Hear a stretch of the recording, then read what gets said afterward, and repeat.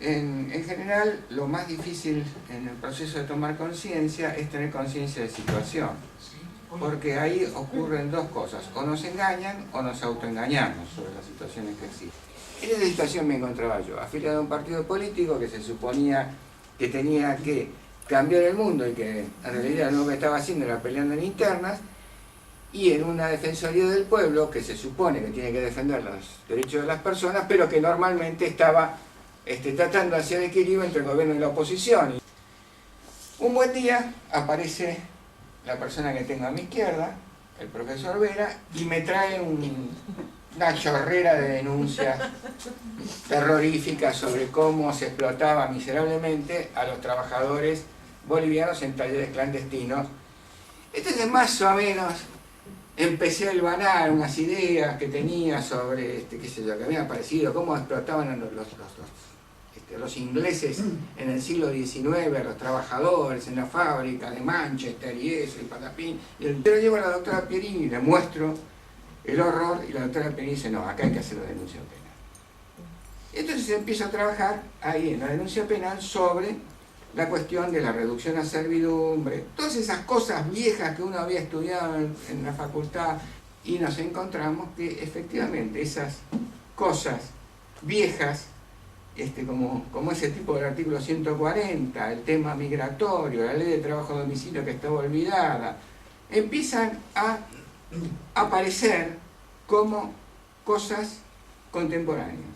Entonces, un año prácticamente fue de lucha para instalar el tema en los sectores progresistas, que abandonaran la idea de que esto era la cosa del pasado, que desde la década del 40 no existía más eso en la Argentina, aceptar que eso había ingresado en la Argentina, que es una cosa del presente y tal vez sea del futuro. O sea, la defensora del pueblo fue amenazada personalmente por el que entonces era jefe de gabinete de ministros, el doctor Aníbal Fernández, cuando se presenta la primera denuncia, que por trata de personas. Fue denunciada por el doctor Ollarvide penalmente, la defensora del pueblo, y el profesor Vera, diciendo que habíamos intentado falsear la competencia para que lo tomaran. Hubo que defender la situación en los tribunales, marchas organizadas por talleristas, actitudes que asumían determinados sindicatos, entre comillas, de prostitutas, para oponerse a las denuncias por el proxenetismo. Van a ver que normalmente los partidos políticos no han tomado el tema de la trata como una cuestión de Estado, no lo han incorporado como agenda. Nosotros no nos planteamos la conquista del poder, nosotros nos planteamos concretamente combatir un fenómeno en particular. La organización no gubernamental me permite a mí un pluralismo que con un partido político sería imposible de tener. Trabajos de campo, cosa que en un partido político es muy difícil de conseguir. El partido político parte de una abstracción y esa abstracción baja a la realidad. De la organización no gubernamental se va de la realidad a la abstracción, es un camino inverso. La organización no gubernamental, como tiene que dar respuestas concretas a personas de carne y hueso aquí y ahora, no puede llevarlo para el mañana, no pueden autoengañarse. Ese realismo permite construir doctrina y construir conceptos, teorías, que son más acordes con la realidad. Organizaciones no gubernamentales, en conclusión, y en el caso concreto de la Alameda, puede conseguir objetivos que son los de su objeto social o de su propósito, con amplia libertad de acción y con una mayor convicción que lo que puede tener otro tipo de organismo. Tener conocimiento sirve, tener conciencia sirve, pero la conciencia también tiene un aspecto moral, que no es solamente saber, sino también tiene que ir acompañada por la acción. Hay una frase de Cicerón de los deberes que es muy importante. Él decía que cuando un hombre levanta el dedo acusando a otro, asume el compromiso de no realizar nunca más en su vida la conducta que está acusando. De alguna manera, meterse en este campo también significa un compromiso para la conciencia de uno, se va agrandando la conciencia y se va tornando mucho más exigente. La lucha por los derechos humanos nos hace más exigentes con nosotros mismos. El origen sigue siendo nuestro presente, somos una asamblea barrial, nunca dejamos de serlo. Todos los jueves, de hecho, nos reunimos y discutimos desde cómo hacemos el plan del comedor hasta la denuncia del próximo miembro de la Corte Suprema. Se pueden imaginar lo que son esas asambleas, ¿no? Un poco la idea era, bueno, empezar a hacernos cargo. Todos estábamos planteando que se vayan todos. Bueno, que se vayan todos significa que la gente empiece a hacerse cargo de las cosas que el Estado había abandonado de alguna manera, aunque los políticos nos hacían cargo. Fue llegando el invierno y estábamos en la calle, y lo que era una olla popular, que iba a ser algo simbólico para protestar contra el hambre y la desocupación, y que donaban los vecinos cosas para que funcionara, terminó siendo una olla de 100 personas, que era una cosa absolutamente imposible de sostener en un ombú y con las donaciones de los vecinos. Como el Estado no nos daba ninguna respuesta y ya nuestro comedor popular tenía más de 150 personas que venían de los sectores más pobres que había en el barrio, un día se decidió recuperar la Alameda, previa investigación donde se sabía que la Alameda había sido quebrada, había sido comprada por la Liga de Rematadores y que por lo tanto no había originales dueños que estaban en disputa en ese lugar. Por ciento de los que venían eran de la comunidad boliviana, y había síntomas que aparecían, digamos, en el trabajo comunitario, donde era imposible no advertir que había algo más profundo que el hambre y la desocupación, ¿no?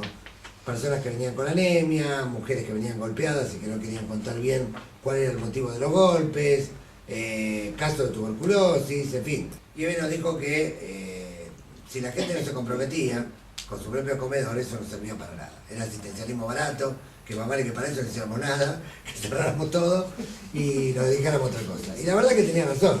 Y así se fue poblando la asamblea de trabajadores de la colectividad boliviana también, ¿no? La democratización más básica que se dio, que fue a través de lo que en aquel momento era lo más importante, que era el alimento, que era el sustento, concretamente de los compañeros. Los primeros planes que recibieron trabajadores en la Alameda fueron en el año 2006, y fueron por indicación de la Organización Internacional de Migraciones. O sea, casos que habían sido denunciados en la Defensoría, que eran de trata, que habían sido judicializados, donde como el Estado no tenía todavía ningún programa de asistencia a víctimas de trata, entonces le ordenaban al Desarrollo Social que le dé algún tipo de subsidio a las víctimas para que pudieran de alguna manera ir transitando su reinserción social, ¿sí? O sea, un cachivache que habían inventado porque no tenían ningún tipo de programa previsto para combatir ni la trata ni el trabajo esclavo, y mucho menos para reinsertar a las víctimas. Estamos en el 2002, ¿sí? Todo el periodo de esos 4 años fueron resistir el desalojo, resistir la infantería, pelear por la expropiación, el veto, de vuelta de nuevo la pelea, y en el medio construir confianza con los trabajadores costureros, con los que fuimos de alguna manera familiarizándonos hacia el 2004, digamos aproximadamente, de qué era lo que crudamente estaba pasando con el tema de los talleres clandestinos. Muchísimas veces, muchos canales, muchas radios, digamos, mientras nosotros no teníamos el peso que tenemos ahora, deformaban la información y presentaban las cosas como que se trataba de falsificación de marca o se trataba de ropa trucha, cuando en realidad estaban trabajando para las marcas más importantes del país, inclusive algunas internacionales. Y los pasillos por donde pasa la trata son todos los mismos, ¿sí? O sea, por donde pasa la trata sexual, por donde pasa la trata laboral, por donde pasan las mulas y el narcotráfico, los pasillos de la corrupción son lo mismo. ¿A qué me refiero? A que en la Triple Frontera y a Villazón y Yacuiba, ¿sí?, los mecanismos para captar gente y pasarlos con la cobertura del Estado binacional, Bolivia-Argentina o Paraguay-Argentina, ¿sí?, los funcionarios corruptos son los mismos. Quiero decirles que si uno investiga de verdad el fenómeno de la trata laboral en la Argentina, es inevitable que no se choque con la trata sexual. Es inevitable que no se choque con lo narco. ¿Sí? Es inevitable que no se choque con el crimen organizado en general. Yo le decía que había empezado a trabajar dentro de lo que es mi profesión con el abuso con las violencias, después con el abuso y después con la trata. Y él me marcaba esto y me decía, bueno, mirá qué interesante el proceso de cosificación, ¿no? Empezaste con violencias, abuso y trata. Y así se denomina esta red solidaria que hemos conformado desde la Alameda. No estaba haciendo nada en Mar del Plata. Esto lo dijo el intendente Gustavo Culti. Cuando nosotros empezamos a investigar sobre la existencia de estos 400 prostíbulos, presentamos esta mega denuncia a la Fiscalía, nos encontramos con mujeres que estaban siendo explotadas sexualmente, con menores, con paraguayas, con dominicanas y demás. Bueno, en Mar del Plata este tema estaba silenciado, y lo único que se hacía, que esto también después lo dice el jefe de magistrado Fernández de Aguerre en ese debate del cual participó Mario también, y Gustavo, lo único que se hacían eran multas. O sea, no solamente que se hacía esto, que es lo que no se hacía, sino que se nos decía que no se podía hacer nada. Y yo de esto no me olvido, porque en realidad tiene que ver con el mandato, ¿no? Yo creo que la Alameda Mar del Plata nace porque seguimos el deseo y no el mandato. El 2010 y el 2011 yo lo marcaría como un tiempo de articulación, de establecer lazos justamente con otras organizaciones, de consolidación de nuestro colectivo. Estoy marcando, tiene que ver no solamente con el deseo, no solamente con esto de no seguir el mandato, sino con proponer un cambio cultural. Esta consigna que nos ha guiado en tantas marchas, en tantas actividades y demás, que dice basta de trata, lo resume. Y por algo acordamos todas las organizaciones, no solamente de Alameda, que participamos de estas marchas, de estos scratches, de estas denuncias, en tener una bandera enorme que dice basta de trata. Yo creo que con eso hay mucho más que queremos decir.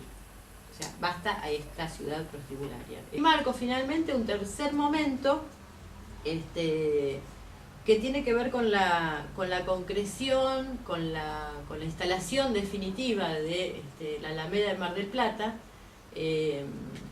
y donde se van dando, digamos, una serie de armados, de dispositivos, como por ejemplo el tema de la capacitación, la articulación con las instituciones, con la universidad. Sentimos que hemos avanzado muchísimo, no solamente en la instalación del tema, no solamente en la denuncia, no solamente en los resultados. Los resultados son buenos, tenemos dos denuncias muy importantes, que esto está bastante explicado en el boletín, que es el caso de La Posada y el caso de Dulcinea, que han sido emblemas de la impunidad en Mar del Plata durante años, donde hay personas que están procesadas y va a haber un juicio. Sino fundamentalmente, digamos, en el seguimiento de situaciones de personas que estaban en un infierno laboral o sexual de trata, sí, y que hoy vemos, digamos, que se han reinsertado en la sociedad y que la Alameda jugó un rol protagónico. Porque no es que el voluntariado no da réditos en los términos miserables en que se piensa la palabra rédito, o sea que es plata o cargos, ¿sí?